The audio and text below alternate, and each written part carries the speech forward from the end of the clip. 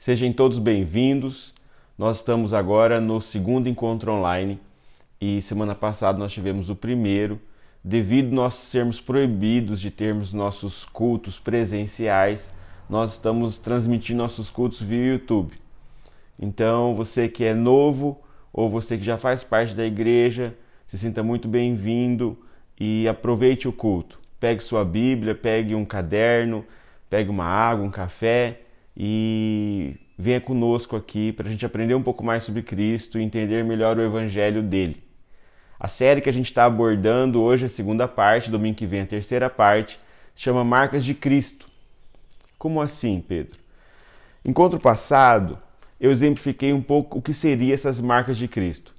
As marcas de Cristo em nossas vidas, elas não são usos e costumes, elas não são práticas espirituais, elas não são obediências a algumas regras, elas não são algumas crenças, mas a marca de Cristo é o que ele nos transforma, é o que nossa vida é transformada de dentro para fora e não de fora para dentro.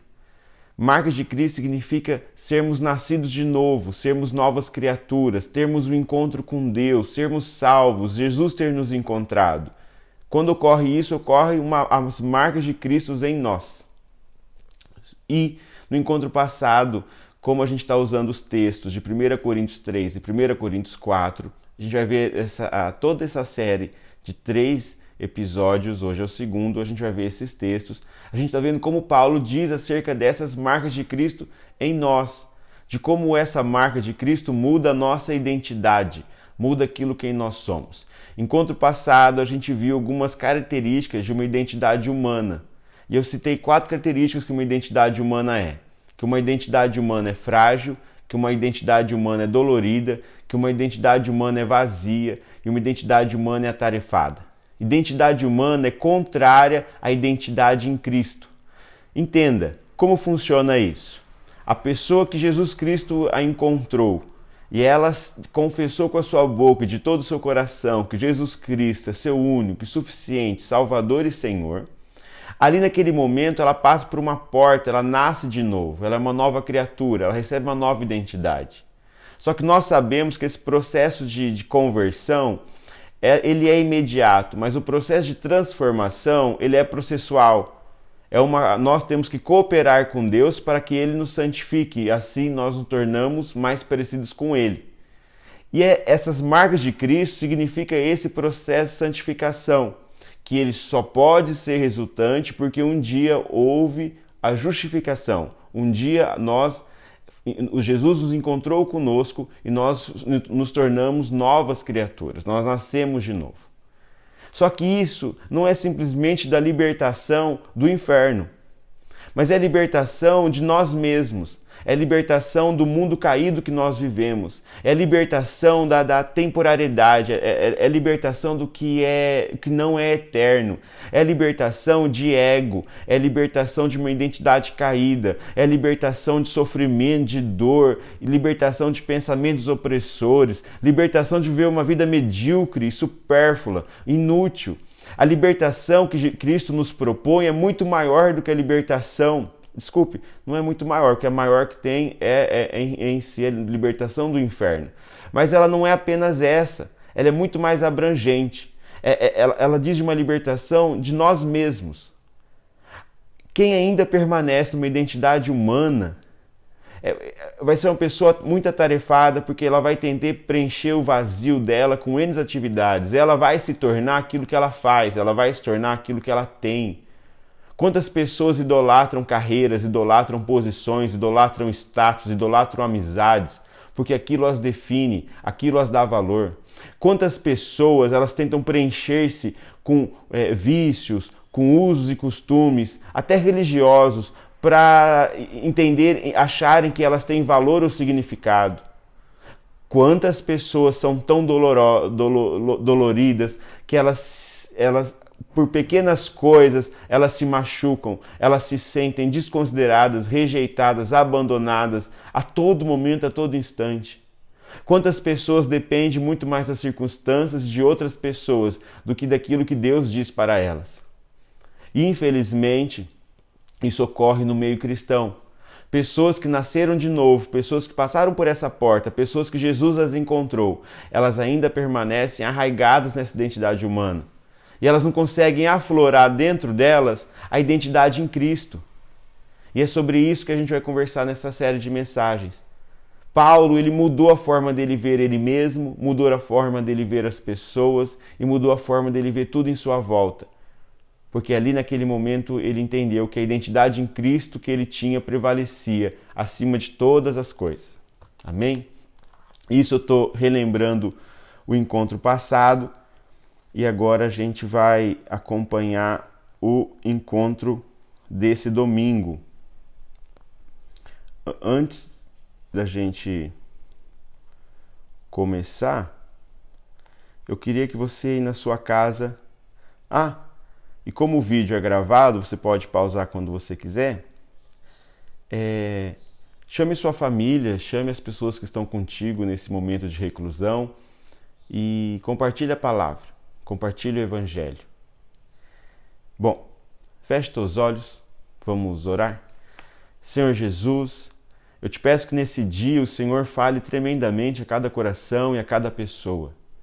Que cada pessoa tenha sua vida ressignificada, tenha sua identidade ressignificada. Acreditamos que quanto mais fixarmos nossos olhos em Ti, Jesus, mais seremos transformados segundo a Sua imagem. Que a Sua identidade, Pai, floresça em nós e se fortaleça e se aprofunda. Jesus, eu te peço, Espírito Santo, de alguma forma nos convença e nos transforme daquilo que verdadeiramente nós somos em Ti. Em Teu nome oramos. Diga amém aí na sua casa e vem comigo. Abra sua Bíblia aí em 1 Coríntios, capítulo 4, verso 1 e 2. 1 Coríntios, capítulo 4. Diz assim: portanto, devemos ser considerados simples ministros de Cristo, encarregados de explicar os mistérios de Deus. De um encarregado, espera que seja fiel. Paulo está dizendo que ele é um ministro de Deus e que ele tem um trabalho a realizar. Logo em seguida ele diz, versículo 3, quanto a mim, pouco importa como sou julgado por vocês ou por qualquer autoridade humana. Na verdade, nem minha própria avaliação é importante. Minha consciência está limpa, mas isso não prova que estou certo. O Senhor é quem me avaliará e decidirá. Aqui Paulo está dizendo que ele não se importa de ser julgado por um tribunal humano ou pela igreja de Coríntios. Julgado, entenda essa palavra julgado, é sentenciado, é condenado, é um veredito feito sobre ele. É uma determinação. E quando ele diz isso, ele está dizendo o seguinte, que ele não se importa com que a igreja vai pensar dele um tribunal humano. Ali ele está dizendo que Deus já o definiu quem ele é, Deus já definiu a identidade dele. E por isso ele não se importa se aquela própria igreja ou outras pessoas concluírem que ele tem uma outra identidade. Nós vimos no encontro passado que ocorreu na igreja de Coríntios uma divisão entre algumas pessoas que se achavam discípulos melhores, porque eram discípulos de Paulo, de Apolo, de Pedro, e elas se julgavam, elas se vangloriavam por ser discípulas dele e deles, determinado de cada um, e elas criavam divisões. E Paulo ficou muito consternado com isso, porque isso era ao contrário da humildade. E aqui Paulo está dizendo, eu não me importo com que julguem em mim, eu não me importo com que pensem em mim, eu não me importo com vocês, tanto faz de eu ser, pouco importa esse julgamento de cada um. Que ele não levava em consideração que as pessoas pensavam a respeito dele, sejam elas quem forem, achassem o que fossem dele. A identidade dele nada tinha a ver com o que as pessoas diziam. Só que hoje, se for conversar com conselheiros, se você for assistir um filme, uma novela, qualquer sentido, você vai ouvir um conselho unânime. Qual que é o conselho? Seja feliz, não se importem com os outros, faça o que você queira e segue sua vida. Não é verdade? Hoje, se for conversar com alguém, qualquer um, o que te deixa feliz? Segue o que te deixa feliz. As pessoas vão recomendar, por exemplo, muitas vezes, haver separações, divórcios, porque um psicólogo vai deduzir, não, você não é feliz, então separe. Qualquer pessoa hoje ela vai ser aconselhada em não se importe com o que os outros pensem e segue a sua consciência, segue a sua felicidade. Só que entenda algo. Você realmente acredita que Paulo pensa assim? Entende? Paulo foi o apóstolo que mais nos instruiu a respeito da igreja, de viver igreja. E viver igreja é dar satisfações, é dar considerações, é agir com responsabilidade, é cada um cuidando da vida do outro. E como é que Paulo escreveu que ele não se importava com o julgamento de ninguém e ao mesmo tempo em tantas outras epístolas e cartas ele escreveu que a igreja ela tinha um papel de familiaridade, de família tão intenso? Então quer dizer que Paulo ele não estava de acordo com esses conselhos que hoje em dia a modernidade diz às pessoas. Que a gente não deve seguir o padrão dos outros, que a única forma da gente lidar com a baixa autoestima é aumentando nossa autoestima. Paulo não, Paulo ele dá uma outra solução. Lembra em conto passado? O ego humano, ou ele tem autoestima ou ele tem a baixa autoestima. E ele tenta se solucionar aumentando ou diminuindo sua estima. E Paulo dá uma outra vertente, dá uma outra solução. Entenda algo. Ele disse que ele não se importa com o que a igreja de Corinto pense dele, ele não se importa se um tribunal humano pense dele, mas ele lá no versículo 4, ele diz, 3 e 4, na verdade, nem minha própria avaliação é importante. Paulo não está dizendo, eu não considero ninguém. Paulo está dizendo, eu não considero ninguém, nem a mim mesmo,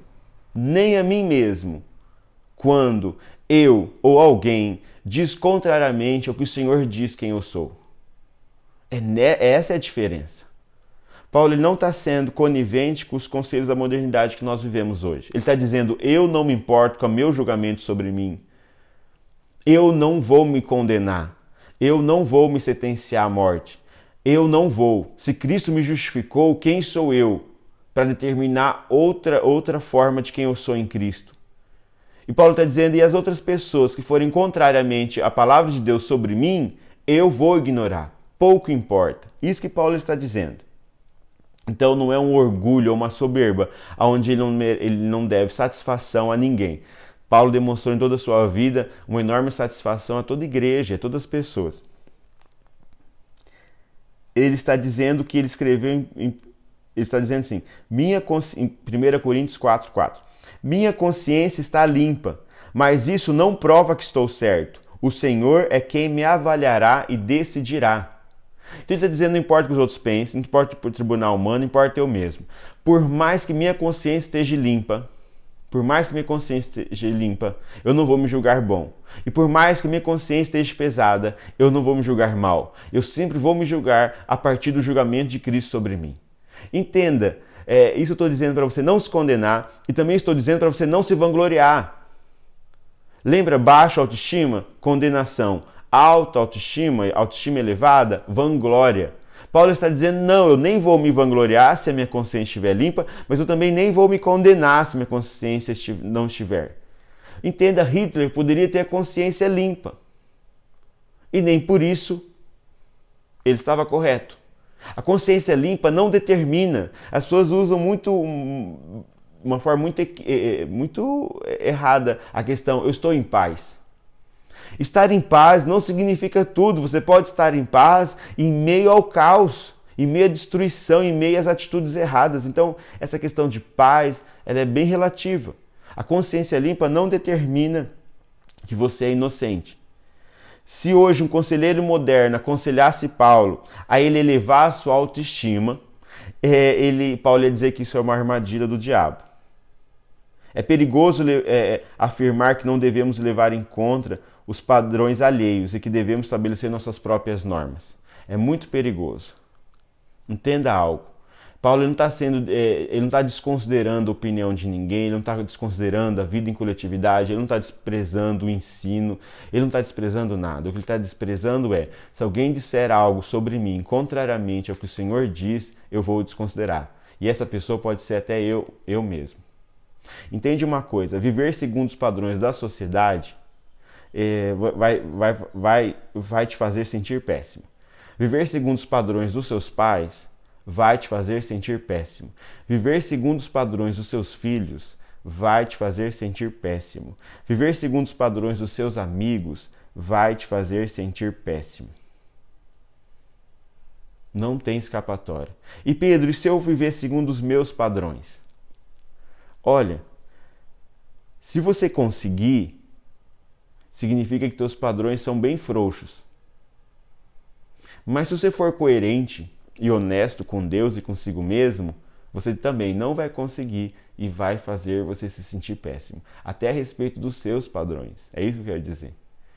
Se você viver para tentar agradar, por conquistar determinado tipo de comportamento, qualquer que seja o tipo de pessoa, e até a ti mesmo, se você for honesto e não pôr padrões idiotas ou frouxos demais, você vai se sentir péssimo, porque você não vai conseguir, você vai falhar. Pedro, significa que eu não devo me importar? Não, você deve se importar. A questão é, os seus padrões é aquilo que o Senhor diz que você é, e não aquilo que você possa fazer ou que você possa ter. Essa é a diferença. Paulo, ele não buscava a sua identidade nos cristãos de Corinto, também ele não buscava a sua identidade em relação a ele mesmo. Paulo foi um dos 6 maiores líderes de toda a humanidade até hoje. Por que ele é considerado? Ele tinha uma estabilidade enorme. Ele tinha uma confiança profunda. Ele nunca regrediu. Ele nunca se inquietava. O poder de influência dele era enorme. Enorme. Paulo era incrível. Só que ao mesmo tempo, em 1 Timóteo 1,15, ele escreve: esta é uma afirmação digna de confiança e de todos devem aceitá-la. Cristo Jesus veio ao mundo para salvar os pecadores. E eu sou o pior de todos. Como uma pessoa que se reconhecia como a pior pecadora de todos poderia ter essa confiança, essa estabilidade? É nisso que eu estou dizendo. Como é que esse homem, entendendo o pecado que havia nele, entendia a graça que também havia nele a partir de Cristo? A sua identidade era definida a partir de Cristo e não de seus comportamentos, ou de seus frutos, ou de sua capacidade, de sua intelectualidade, de sua influência, de suas conquistas. Não, a sua identidade era estabelecida a partir de Cristo. Não estamos acostumados com pessoas como Paulo, tão honestas, que afirmam que são os piores deste mundo e ao mesmo tempo com equilíbrio e confiança tão grande. A gente não está acostumado. Quando Paulo está dizendo que não admite ser julgado pelos coríntios nem por si mesmo, ele está dizendo que está consciente de seus pecados, mas não conecta os seus pecados com a sua identidade. Porque ele não recebeu a identidade a partir de sua santidade. Ele recebeu sua identidade a partir da fé. Ele creu em Jesus Cristo como suficiente Salvador e Senhor. E isso definiu a identidade que ele era, não os seus comportamentos. Entenda algo, seus pecados e a sua identidade não estão ligados entre si. Os seus pecados e as suas realizações não são conectados à sua pessoa, à sua identidade. A gente é muito diferente de Paulo. Se a gente vê como pessoas ruins, a nossa confiança cai lá embaixo. Se nos achamos pecadores, se nos achamos cheios de orgulho, ira, egoísmo, ganância, coisas que Paulo disse que ele tinha, a nossa confiança em nós mesmos, em Deus, em tudo, cai lá embaixo. Porque a gente julga nós mesmos. A gente estabelece os nossos padrões e depois nos condenamos. Mas entenda, a gente faz isso, o Senhor não está fazendo. Em Cristianismo Puro e Simples, C.S. Lewis, eles têm um capítulo chamado Orgulho lá, ele fala sobre o orgulho. E eu acho que é no final do capítulo, ele fala sobre a humildade nesse capítulo. E ele diz que a humildade, ela não é pensar menos de si mesmo. É pensar menos em si mesmo. Que humildade é mais pensar nos outros.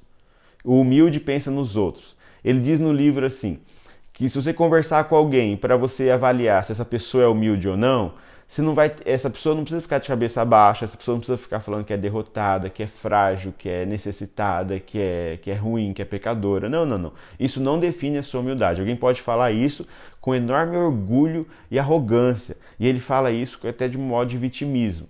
A humildade é a pessoa, você sentir que ela quis muito saber sobre a sua vida. Ela quis muito te ajudar. Ela ama você. Isso é humildade. Humildade é pensar mais nos outros, não pensar menos em si. De si. mas em si. De si, entende, humildade, você pode entender sua identidade em Cristo como filho amado de Deus. Isso você tem de uma forma graciosa, gratuita, é dada de graça. Agora, ser humilde é ficar pensando menos em si e não de si. Em si, questão, pensar mais nos outros. Isso é ser humildade, como C.S. Lewis ensina no livro. Porque a partir do Evangelho, humildade é isso. A humildade do Evangelho mata a necessidade da gente pensar em nós mesmos. A gente não precisa mais ligar as coisas às nossas pessoas. Na verdade, a gente deixa de pensar em nós mesmos. É um chamado autoesquecimento. E isso é libertatório. Isso é liberdade. Nós podemos autoesquecermos de nós mesmos. Não sei se está compreendendo. Vamos lá. A pessoa que é atarefada, frágil, dolorosa, vazia, é porque ela só está pensando nela mesma. Ela precisa, ela tem que afirmar, ela tem que se preencher, ela não sabe quem ela é. E ela vai ficar correndo em voltas, procurando uma identidade na qual ela já tem em Cristo. O autoesquecimento é liberdade. Quando Jesus ele diz, aquele que não for capaz de carregar a sua cruz, não pode me seguir. A cruz significa autonegação. E autonegação é humildade, porque você autonega-se a si em favor do outrem. Isso é humildade. Então, a autoesquecimento é liberdade. Que muito pensa nos outros, que não consegue, que olha, vai tendo relacionamento com Jesus cada dia mais, vai cada vez pensando menos em si. Meu irmão, isso é santificação, isso é liberdade. Isso é que o mundo não tem. Esse mundo tão individualista, tão egoísta. Esse espírito de anticristo impera sobre todo esse planeta por não entender isso. O autoesquecimento não dá descanso. A humildade verdadeira que brota do Evangelho significa ter o ego satisfeito e não inflado ou desinflado. Você não tem mais essa bexiga. Não se trata de uma autoestima elevada ou de uma baixa autoestima. Paulo deixa claro que ele não se importa com a opinião alheia, mas também ele não se importa nem com a sua própria opinião. Esse é o segredo. Tanto a baixa autoestima quanto o orgulho exacerbado são transtornos terríveis para o nosso futuro e transtornos terríveis para aqueles que nos rodeiam. Mas entender a nossa identidade, isso é graça, porque isso é santificação, isso é transformação. Isso é transformação. Tudo vai mudar dentro de você e em sua volta. Quanto mais compreendemos o Evangelho, maior é o nosso desejo de mudar. A gente vai ouvir alguns conselhos, algumas críticas, e a gente vai entender que é uma oportunidade de a gente mudar. A gente vai ouvir elogios, e a gente não vai nos achar, a gente não vai ficar inflado. E também tem pessoas que ouvem elogios, mas elas têm medo. E nós não vamos ter medo também. A gente vai aprender a entender que a graça é suficiente em qualquer circunstância, com elogio sem elogio, com atenção sem atenção, com desprezo sem desprezo, com amor ou sem amor. A gente vai entender que Jesus é suficiente, a graça é suficiente. Isso que é o autoesquecimento, isso que é a liberdade em Cristo, isso que é o Evangelho. Não depender das pessoas ou dos sentimentos. Não necessitar ficar se admirando ou sendo massacrado e torturado pelos erros, pelas falhas, pelos fracassos. Você está me compreendendo? Ao mesmo tempo eu não me orgulho, eu não me vanglorio, mas eu também não me condeno. Eu sou amado. Você já viu um pai que maltrata, que castiga o filho para ter o filho mais próximo dele? Não existe. Deus não faz dessa forma. Ficaremos felizes pela vitória das outras pessoas. Eu falo muito na igreja. Pessoas para chorar com você vai encontrar bastante. Agora, pessoas para rirem com você e comemorarem sua vitória, você não vai encontrar tantas. Chorar é fácil. Você está triste, você encontra uma pessoa, você vai chorar com ela, coitada, tal. Agora, alguém se alegrar pelas tuas conquistas, isso sim é o caráter de Jesus. As pessoas têm mais dificuldade em comemorar com você do que chorar contigo. E isso é o Evangelho. A gente consegue se alegrar com a conquista do outro como se fosse a nossa. Porque a gente não precisa da conquista para definirmos quem nós somos. Provavelmente você vai dizer que você não conhece ninguém assim. Mas você e eu podemos ser desse jeito, se a gente seguir os passos de Paulo, porque Paulo seguiu os passos de Jesus. Nos alegraremos com as coisas que giram em torno de nós, por mais que não sejam nossas. Nada em nossa vida girará em torno de nós mesmos. Sempre existirá um propósito maior. Você vai apreciar todas as coisas pelo que elas são, e não pelo que elas podem te contribuir. Não porque elas podem enriquecer teu currículo, ou teu network, ou o teu conhecimento. Você não vai precisar ficar preenchendo esse vazio que você tenta preencher com comprar coisas, com uso, com amizades, e assim em diante. Não vai ter vazio. O Senhor já vai ter preenchido todo o vazio dentro de você. E essa é a humildade que o Evangelho nos propõe. É não pensar em nós mesmos como se fôssemos mais. E nem pensar em nós mesmos como se fôssemos menos. É simplesmente pensar menos em nós e mais nos outros. Desde quando iniciou a igreja, no dia 25 de agosto de 2019, em todo domingo é pregado o Evangelho, de forma centralizada. E é incrível os testemunhos que ali nós já ouvimos. Pessoas que tiveram transformadas suas vidas com elas mesmas, as suas vidas com o Senhor e suas vidas com seus familiares, com as pessoas mais próximas. O Evangelho transforma. Eu acredito que a gente deve ouvir constantemente o Evangelho, a mensagem da graça de Deus, porque esse é o meio de o Senhor nos transformar. Domingo que vem a gente vai continuar essa série Marcas de Cristo. Eu te convido a acompanhar com a gente e a gente vai finalizar ela. E a gente vai entender como a gente consegue fazer isso. Amém? Você fecha teus olhos, vamos orar de novo, para a gente poder encerrar. Senhor Jesus, eu te rendo graças, Deus, por cada um que está assistindo esse vídeo. Jesus, eu te peço que o Senhor o ministre, que o Senhor o encontre onde ele estiver e revele a sua palavra. Espírito Santo, eu te peço que o Senhor o convença de todas essas palavras e o mostre como ele é amado, como ele é aceito, que como ele não precisa se vangloriar, mas também como ele não precisa também se culpar. Jesus, mostre quem ele é de fato, para que assim ele consiga viver dessa forma. Jesus, te rendemos graças, te amamos acima de todas as coisas. Não temos palavras para dizer como te amamos e como te queremos. Que venha seu reino e venha sua vontade sobre nós cada dia mais. Obrigado, Jesus, por tudo que o Senhor fez e tem feito. Amém? Amém? Até domingo que vem.